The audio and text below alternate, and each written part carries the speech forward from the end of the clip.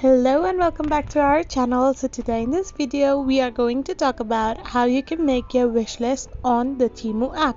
So without wasting much of our time, let's get straight into the video. So first and foremost, all you need to do is open your Temu app.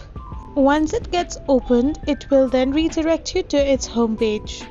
Now all you need to do is scroll through your homepage and select the item you want to purchase or add into your wish list. So once you select the product to add on your wish list, you will be redirected to this kind of interface. So here you can see that there is a heart option on the top right hand side of the screen. So now to add it into your wish list, all you need to do is tap on it and it will be directly added to your wish list. So this is how you simply add products on your wish list.